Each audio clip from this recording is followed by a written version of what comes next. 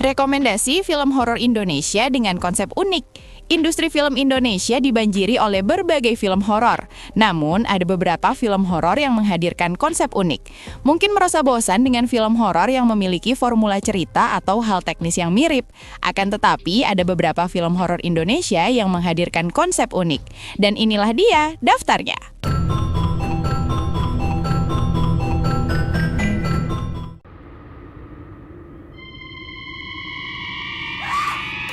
Rumah Dara merupakan salah satu film horor Indonesia yang menonjol berkat konsepnya yang tidak lazim dan berani.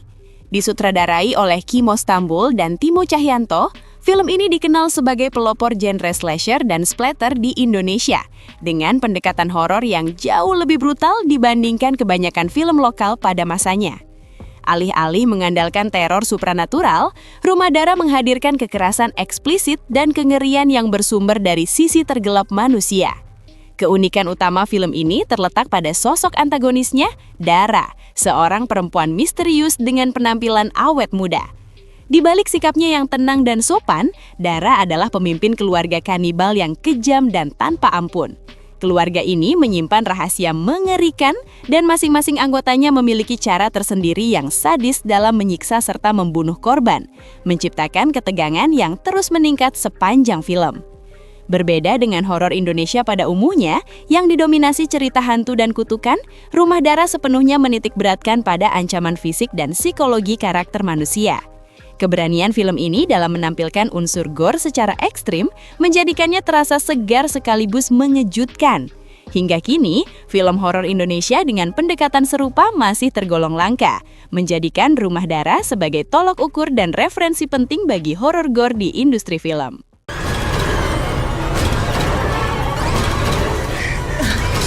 Dikenal dengan judul internasional Impeti Gore, Perempuan Tanah Jahanam menawarkan konsep horor yang unik melalui perpaduan legenda urban pedesaan dan kutukan turun-temurun yang mengerikan.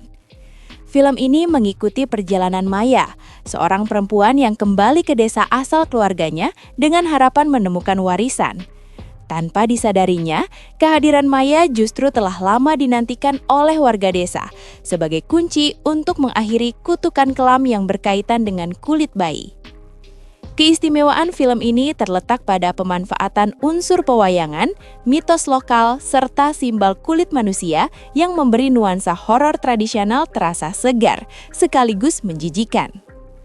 Desa Harjosari dibangun sebagai ruang yang penuh ancaman, dengan detail visual yang kuat sehingga menciptakan rasa tidak aman yang terus menghantui.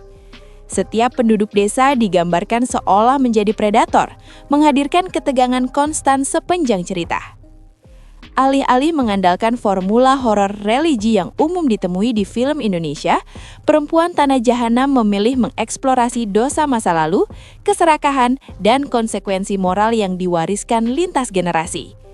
Ritual dan mitologi ciptaan Joko Anwar terasa autentik namun tetap asing, memperkaya dunia ceritanya.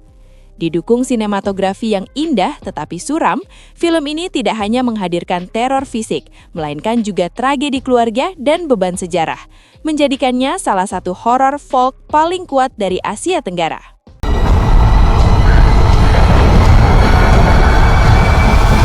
Kafir Bersekutu dengan Setan merupakan film horor Indonesia lain yang hadir dengan konsep unik dan pendekatan yang berbeda dari arus utama.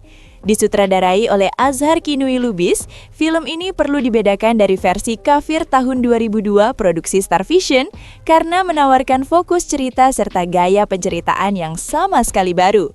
Berlatar waktu era 1990-an, film ini tampil dengan estetika visual bernuansa vintage yang kuat, menghadirkan suasana sinematik yang kental sejak awal. Berbeda dari kebanyakan film horor Indonesia yang cenderung menampilkan teror secara eksplisit, Kafir memilih jalur horor atmosfer yang lebih halus dan elegan. Kengerian dibangun melalui detail-detail sederhana dalam kehidupan sehari-hari, seperti pecahan kaca di dalam tubuh manusia atau foto-foto lama yang berubah secara misterius. Elemen-elemen kecil ini justru menciptakan rasa ngeri yang lebih dalam dan membekas. Cerita film berfokus pada kehancuran sebuah keluarga setelah kematian sang ayah yang penuh misteri. Perlahan, film ini menggali tema paranoia, ketakutan, dan hilangnya kepercayaan antar anggota keluarga. Akting Putri Ayudhya sebagai sosok ibu menjadi pusat kekuatan film dengan transformasi emosional yang intens dari duka mendalam menuju kegilaan akibat pengaruh kekuatan gaib. Didukung permainan warna hangat yang mencekam serta pergerakan kamera yang lambat dan terkontrol, Kafir berhasil menghadirkan rasa tidak nyaman yang terus menghantui penonton hingga akhir. Film horor Indonesia dengan konsep unik selanjutnya adalah Siksa Kubur yang rilis pada 2024 kemarin. Siksa Kubur membawa konsep horor religi ke tingkat yang lebih eksistensial dan filosofis. Ceritanya mengikuti seorang wanita yang ragu dengan ajaran yang diajarkan oleh agamanya, terutama yang berkaitan tentang siksa kubur. Dia pun kemudian ingin membuktikan bahwa siksa kubur itu tidak ada dengan cara ikut masuk ke dalam liang lahat orang yang paling berdosa. Keunikan utamanya adalah bagaimana film ini berani menantang konsep keimanan dan sikap skeptis melalui visualisasi audio yang sangat mengganggu. Film ini bukan sekedar tentang penampakan hantu, melainkan tentang trauma psikis dan pencarian kebenaran yang menyakitkan.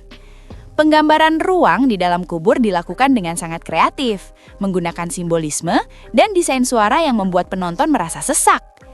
Joko Anwar menggunakan narasi non-linier yang menuntut konsentrasi penuh, membuat penonton mempertanyakan apa yang nyata dan apa yang hanya terjadi di dalam kepala karakter utamanya.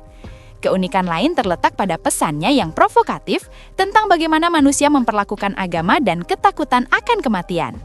Film ini berhasil menciptakan debat publik karena pendekatannya yang berani terhadap topik sensitif di Indonesia.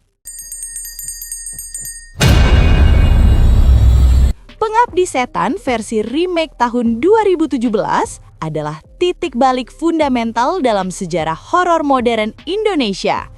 Film ini tidak hanya melakukan remake terhadap film klasik tahun 1980, tetapi berhasil membangun ulang konsep horor religius menjadi sesuatu yang jauh lebih kelam dan atmosferik.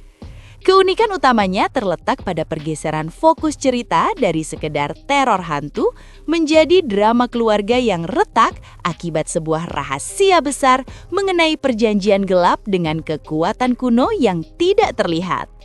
Secara teknis, film ini memperkenalkan estetika horor yang sangat mahal dan artistik melalui penggunaan teknik long take dan pencahayaan alami yang minim. Keunikan visualnya terlihat pada bagaimana Joko Anwar memanfaatkan setiap sudut rumah tua yang terisolasi untuk menciptakan rasa takut dan ketegangan. Setiap pintu yang berderit atau bunyi lonceng dari tempat tidur ibu berubah menjadi instrumen ketakutan yang efektif. Sosok ibu sendiri menjadi ikon horor baru yang unik karena dia menakutkan bukan melalui riasan yang berlebihan, melainkan melalui kehadiran yang sunyi, pucat, dan penuh misteri. Film ini sangat berani karena menyentuh sisi rapuhnya keimanan saat berhadapan dengan kemiskinan dan keputusasaan. Filmnya tidak menggunakan agama sebagai senjata untuk mengusir setan, namun filmnya justru menunjukkan bahwa kekuatan gelap seringkali jauh lebih sulit dikalahkan.